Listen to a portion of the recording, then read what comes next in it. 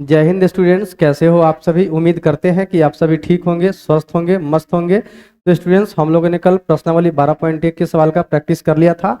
आज हम लोग 12.2 के एग्जाम्पल को समझेंगे, ठीक है। तो आइए वीडियो को बिना देरी के शुरू करते हैं और समझते हैं कि इस तरह का सवाल कैसे हल होगा। तो यहाँ पर जो सवाल है, सवाल क्या कहता है, सवाल से पहले हम लोग थंबनेल को देख लेते हैं। थंबनेल क्या कहता है, एनसीईआरटी क्लास 10 मैथ चैप्टर 12 पृष्ठीय क्षेत्रफल और आयतन का सवाल है। बिल्कुल आसान भाषा में मैं आपको यहाँ पर समझाऊंगा, ठीक है। तो यहाँ पर देखिए, सबसे पहला नंबर सवाल क्या कहता है। पहला नंबर सवाल देखिए यहाँ पर, पहला नंबर सवाल, शांता किसी शेड में एक उद्योग चलाती है। यह शेड एक घनाभ के आकार का है जिस पर एक अर्धबेलन आरोपित है। देखिए 12.12, ये 12.12 है, ठीक है। यदि इस शेड के आधार की दीवार 7m गुना 15m है, आधार की दीवार 7m गुना 15m है तथा घनाभाकार भाग की ऊंचाई 8 मीटर है, तो शेड में समावेशित हो सकने वाली हवा का आयतन ज्ञात कीजिए, ठीक है। पुनः यदि यह मान ले कि शेड में रखी मशीनरी 300 सेंटीमीटर क्यूब स्थान घेरती है तथा शेड के अंदर 20 श्रमिक है जिनमें से प्रत्येक 0.08 मीटर क्यूब के औसत से स्थान घेरता है, तब शेड में कितनी हवा होगी, ये पता करना है, ठीक है। तो यहाँ पे सवाल नंबर 1 का क्या लिखूंगा, यहाँ पर सवाल नंबर 1 का यहाँ पर हल लिखूंगा, ठीक है। यहाँ पर लिखूंगा प्रश्न से, ठीक है, प्रश्न से घनाभ का ऊंचाई, ठीक है, घनाभ का ऊंचाई h बराबर कितना दिया है, h बराबर दिया है यहाँ पर देखिए 8 मीटर दिया है, 8 मीटर। और नीचे जो कितना बीमा है वो तो दिया है 7m गुना 15m, ठीक है, यानी कि लंबाई गुने चौड़ाई, ठीक है ना। तो शेड के आधार की बीमाएं यहाँ पर लिख देता हूँ, शेड की आधार की बीमाएं, शेड की आधार की बीमाएं लिख देता हूँ, ठीक है। शेड की आधार की बीमाएं कितना दिया है, शेड की आधार की बीमाएं दिया है 7m गुना 15m, 7m गुना 15m, ठीक है। अब जिस पर एक अर्धबेलन आरोपित है, ये बोल रहा है कि अर्धबेलन है।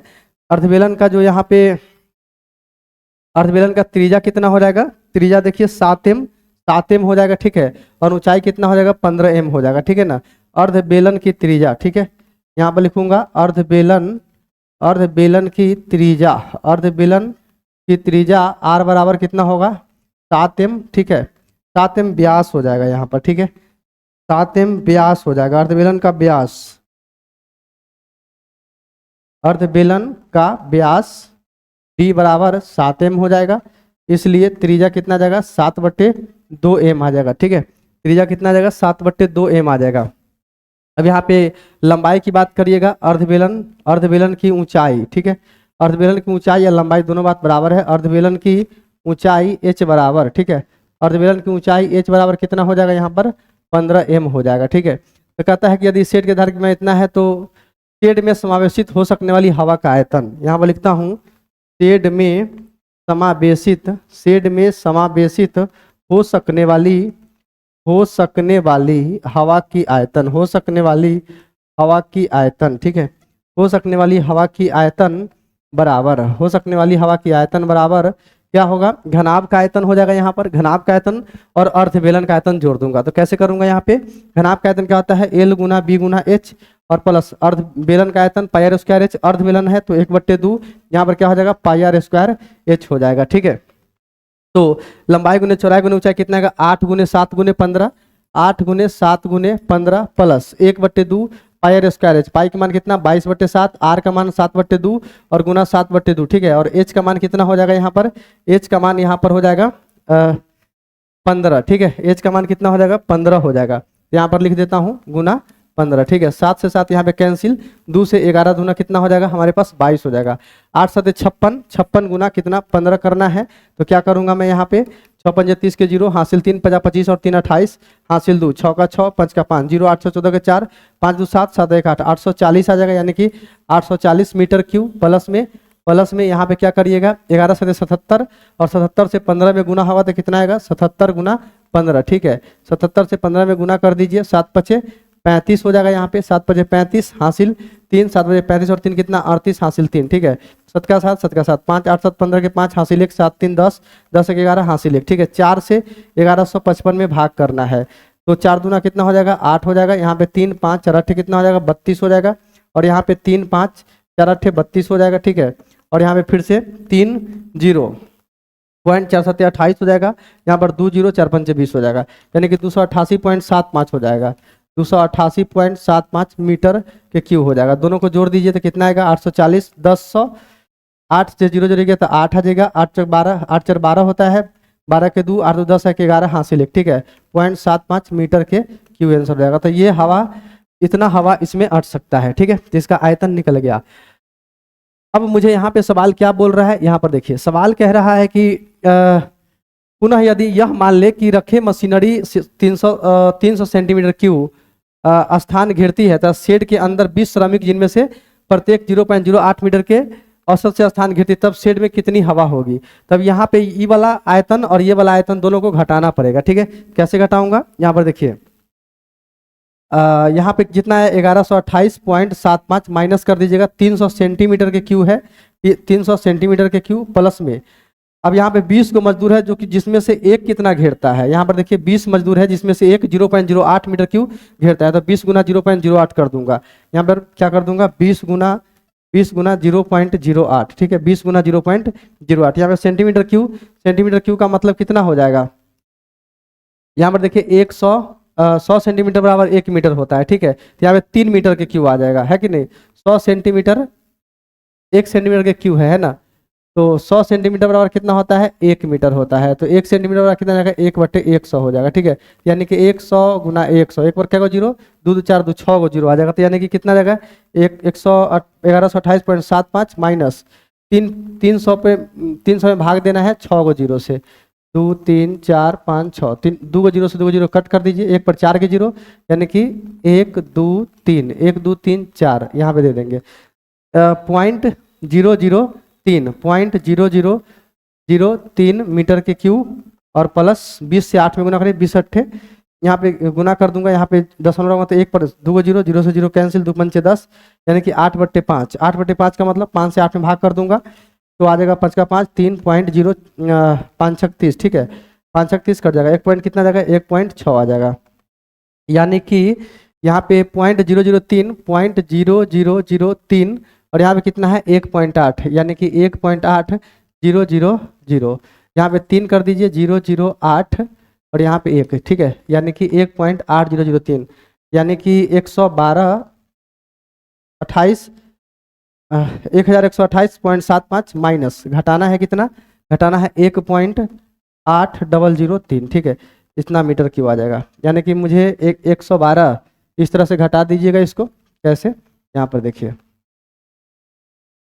1128.75, ठीक है, और माइनस करना है 1.8003, ठीक है। 1.8003, तो यहाँ पे 800, यहाँ पे 4 गो है तो यहाँ पे 2 0 और कर दीजिए, घटा दीजिए। 10 में से 3 चला जाएगा 7 आ जाएगा, यहाँ पे हो जाएगा 9, तो 9 लिख दूंगा, ठीक है। यहाँ पे कितना है 9 में से 0 चला जाएगा, यहाँ पे कितना आ जाएगा, 9 आ जाएगा। यहाँ पे बच जाएगा 4, 4 में से 0 चला जाएगा तो कितना आ जाएगा, 4 आ जाएगा, ठीक है। अब यहाँ पे 17 में से 8 चला जाएगा तो कितना जाएगा, हमारे पास 9 आ जाएगा, ठीक है। अब यहाँ पे 0.8 में से चला 7 बच जाएगा, 7 में से चला जाएगा, कितना जाएगा, 6 आ जाएगा। यहाँ पे 2 आ जाएगा, 1 आ जाएगा, 1 आ जाएगा, यानी कि 1126.9497 आ जाएगा, ठीक है। ये इतना मीटर क्यूब हमारा आंसर हो जाएगा। जब इसमें क्या आ जाएगा, इसमें मशीनरी आ जाएगा और ये श्रमिक आ जाएगा। तो जब इसमें मशीनरी आ जाएगा और श्रमिक आ जाएगा, तब जो इसका आयतन होगा, तब कितना आंसर होगा, यहाँ पे इतना हो जाएगा 1126.9497 मीटर के क्यूब, ठीक है। तो ये चीज़ आपको समझ में आएगा, इस तरह से इसको सॉल्व करना है। आगे बढ़ते हैं, अगला सवाल देखते हैं। यहाँ पर देखिए सवाल कहता है, एक जूस बेचने वाला अपने ग्राहकों को आकृति 12.13, ये 12.13 आकृति है, आकृति में दर्शाया गिलास में जूस देता था। बेलनाकार गिलास का आंतरिक व्यास 5 सेंटीमीटर था, परंतु गिलास के निचले आधार में एक उभरा हुआ अर्धगोला था, जिससे गिलास की धारिता कम हो जाती है यदि एक गिलास की ऊंचाई 10 सेंटीमीटर है। ये पूरा ऊंचाई जो दिया है 10 सेंटीमीटर दे दिया, ओके। तो गिलास की आभासी धारिता तथा वास्तविक धारिता ज्ञात की। तो गिलास की वास्तविक धारिता क्या होगा, जो इसका बेलन का आयतन होगा। आभासी धारिता कितना होगा, जितना इसमें पचका दिया है इसको, है ना, अर्धगोला वाला घटा दूंगा तो आभासी धारिता आ जाएगा। तो यहाँ पे मैं क्या लिखूंगा, यहाँ पे लिखूंगा प्रश्न से, ठीक है।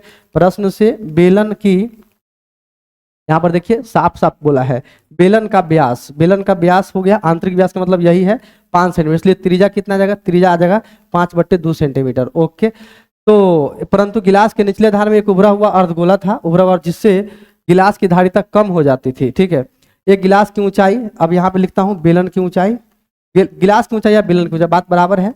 बेलन की ऊंचाई कितना, h बराबर 10 सेंटीमीटर। ठीक है, बेलन का वास्तविक धारिता, ठीक है, गिलास की वास्तविक धारिता लिख दीजिए यहाँ पे, अच्छा रहेगा। गिलास की वास्तविक धारिता, गिलास की वास्तविक धारिता बराबर, गिलास की वास्तविक धारिता बराबर कितना हो जाएगा, वास्तविक धारिता क्या आ जाएगा, पाई आर स्क्वायर एच, यानी बेलन है 22/7 गुना आर का वैल्यू कितना है 5/2 गुने 5/2 और एच कितना है, एच है 10, 2 पंचे कितना हो जाएगा 10 हो जाएगा, 2 से 11 दूना 22 आ जाएगा। ठीक है, 50 25 पंचे 125, 125 से 11 में गुना करूंगा तो कितना आ जाएगा हमारे पास, देखिए 5 2 1 गुना 5 2 1, 5 5 2 7 2 1 3 1, 1375, 1375 में मैं 7 से भाग कर देता हूँ, 7 से 1375 में भाग करना है, इसका आंसर आ रहा है 1375/7 मीटर के क्यूब। ठीक है, अब यहाँ देखिए 7 का 7 6, 7 का 7 यहाँ पे 6 7, 7 नमा 63, यहाँ पे आ जाएगा 4 5। ठीक है, 7 5 7 6 42। ठीक है, 4 2 यहाँ पे 3.0, 7 चौक 28, 7 चौक 28, यहाँ पे 2 0, 7 दूना 14, यानी कि 196 पॉइंट कितना आ रहा है, 196.42 मीटर के क्यू आ रहा है, 196.42 मीटर के क्यू। ये बेलन का वास्तविक धारिता यानी गिलास की वास्तविक धारिता है। अब आभासी धारिता निकालने के लिए इस धारिता में से अर्धगोला का आयतन घटाना पड़ेगा, तो यहाँ पे लिखूंगा क्या, गिलास की आभासी धारिता। ठीक है, गिलास की आभासी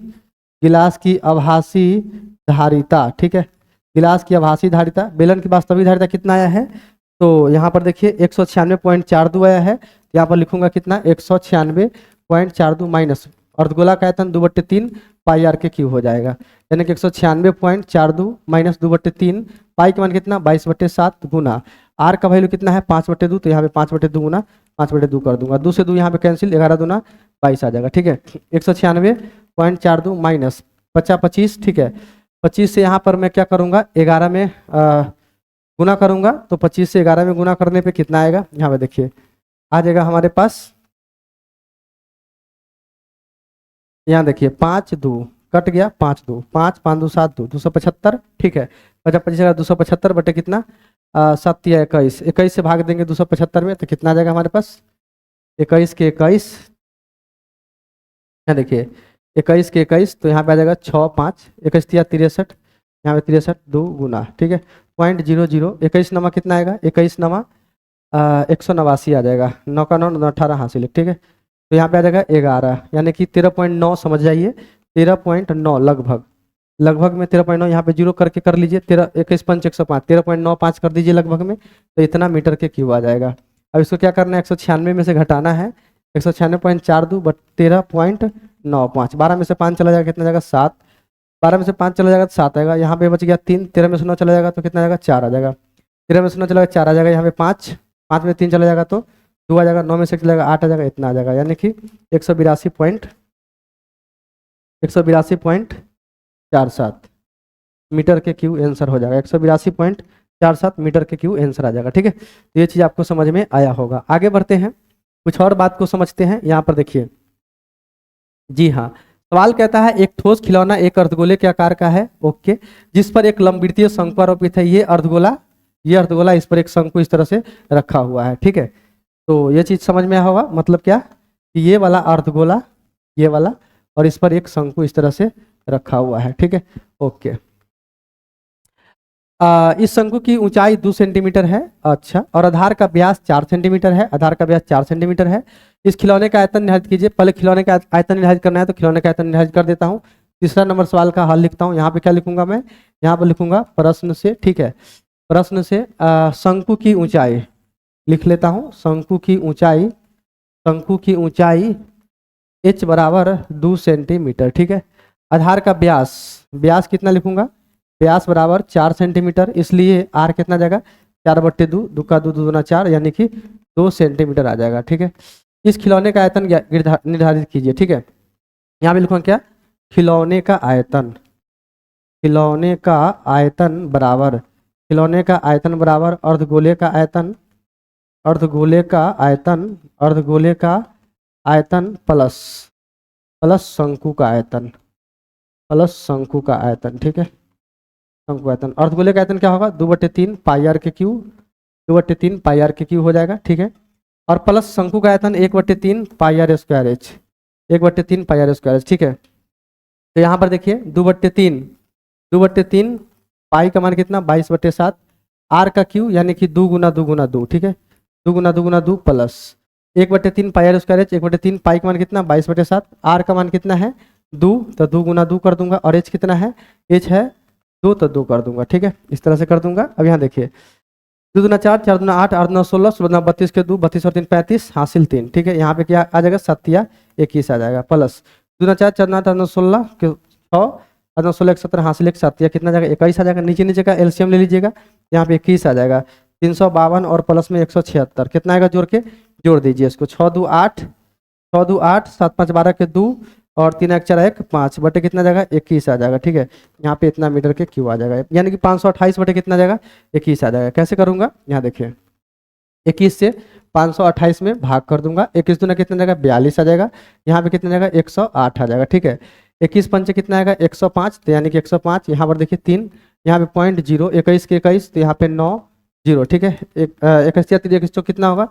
21 चौक 84, तो यहाँ पे कितना जाएगा? 6 आ जाएगा, यानी कि 25.14 आ जाएगा। ठीक है, 25.14, 25.14 मीटर के क्यू आंसर हो जाएगा।